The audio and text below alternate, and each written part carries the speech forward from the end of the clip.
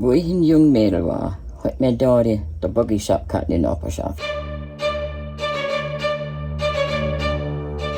All die Leute in der Nachbarschaft haben also der Buggy Räder gebraucht zu ihm, weil sie Quicks kriegen.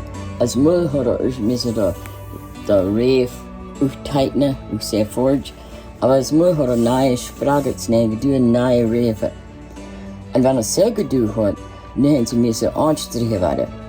Und so war, wo ich nicht gekommen bin. Der Daddy hat als mich gefragt, okay, hast du Zeit herbekommen?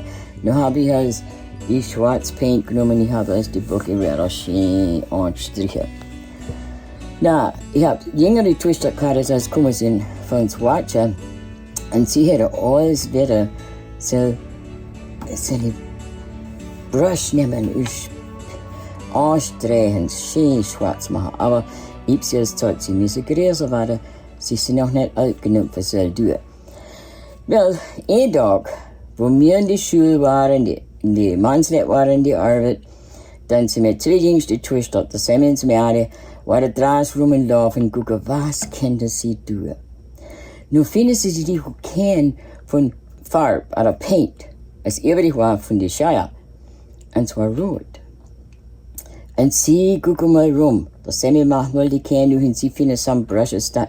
Nun gucken sie rum, was können sie anstreichen?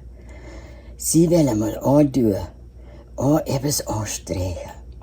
So, alle Himmel sehen sie, der Rudi ist ein Buggy. Na, der Rudi war mein ältester Bruder. Und er war bei den Jungen. Und er hat schon einen Aldi gehabt. Na, ein Aldi ist, wenn er aber eine steady Girlfriend hat, dann haben wir sie als ein Aldi-Käse. So, er hat sich einen schönen Buggy gemacht, Tabuggy. Alles glitzerig gepaint. Und er hat so Buggy schön sauber gehalten und hat es da in der Buggy Shop. Weil die Kinder nehmen die Painted Nibble und sie starten mal seine Räder anstreichen. Und sie haben rote Paint auf meinen Bruder sein schwarz Buggy getan. Weil, na, ich weiß nicht all, wie die Story gegangen ist. Aber ich meine schon noch, als es gehabt hat. Und das Leben war so skandalisiert. Und so habe ich mal meine Schwester Merik gefragt, wie hast du gespielt, wo du in so du warst? Hast du Gilde gespielt oder all? Sie sagt, oh nee. Sie sagt, ich habe so gut gespielt, ich habe nicht müssen dran, mein Bruder happy machen für so ein schöne, breite, rote Paint aus der Buggy tun. Ich habe gut gespielt, hat sie gesagt.